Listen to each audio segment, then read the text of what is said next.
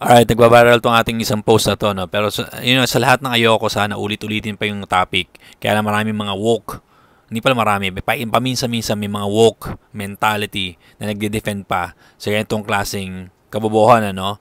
And sabi kasi, marami akong friends sa bakla, marami akong friends na gooding, okay naman eh. Kaya lang may mga woke talaga, maraming woke na bakla, nasarap talagang suplahin. Tignan natin yung mga comment ng ibang woke.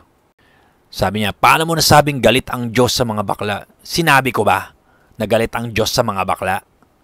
Di ba sabi ko, galit ang Diyos ko sa kabaklaan. Magkaiba yung bakla sa kabaklaan. Bobo ang puta. Ito, 3-on-3 daw, Dado versus Vice Ganda, Sir Jack versus Brony, Doc versus S. Hindi ako kasali dyan, wag niyo ako damay dyan. Ito isa pa to, totoo bang sinabi ni Papa G, Papa Jesus daw, kung galit siya sa bakla? Magbasa ka ng Bible na maintindihan mo. Ito, sabi niya, naman, wala namang masamang mangarap sa kung ano, di ba? Wala namang perfect person. Kahit sino mali dito. Kahit sino nagkakamali, ang mali dito, ang mapanghusga. Typical, sagot ng isang bakla. Okay? Fucking woke mentality. Ang mundo ay para sa lahat, Doc. Bakit pinalis ko ba sila? May sinabi ba ako na lumaya sila sa mundo? Like I said, typical woke mentality.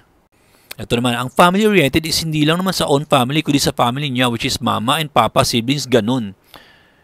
Family-oriented, mama, papa. So, ibig sabihin, mama, babae, straight, papa, lalaki, straight, siblings, kapatid, lumabas sa mama, straight, yung nanay at tatay. Yung siblings, di natin alam kung straight.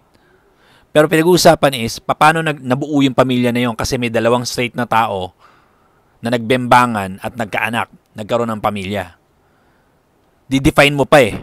Family-oriented. Ayun na mismo, ikaw na mismo nagsabi, mama, papa, siblings, nanay, tatay, anak.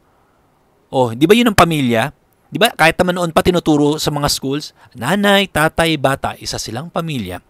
Pero binabago yung definition. Ang definition, hindi. Pamilya ngayon kung sino gusto mong piliin. Kung sino gusto mong makasama sa buhay. Tangina nyo. Hindi ko binabash tong taong to. Sabi ko lang is, kung gusto mo ng God-fearing person, tanggapin mo muna kung anong bigay sa'yo ng Diyos. Tanggapin mo muna kung anong bigay sa'yo ng Diyos. Bigyan ka ng Diyos ng ethics, tanggapin mo yung ethics mo. Tanggapin mo yung pagkatao mo na lalaki ka. Hindi ka babae. You're not a man. You're not a woman trapped in a man's body.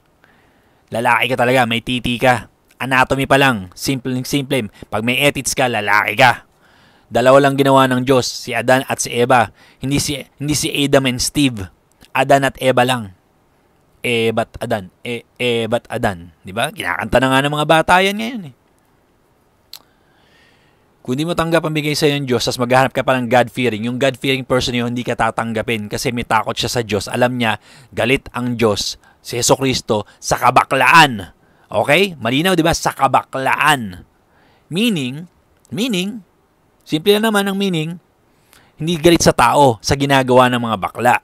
Yung kasalanan ginagawa ng mga bakla, kabaklaan. Malinaw, di ba? At ang pamilya, nanay, tatay, anak. Straight na lalaki, straight na babae, nagkaanak. Paano ka magkakaroon ng anak? Bakla ka nga. Titira ka ba ng babae? Ano ka ba, sa Panty Sisters? Bibigyan ka ng 100 million ng tatay mo para lang magkaanak? Kahit bakla ka, just me. Anyway, kailangan pa linawin talaga to. I think so, kasi masyadong hindi man marami. Paminsan-minsan may mga woke. Ubusin na natin. I-eliminate na natin yung mga woke mentality na yan.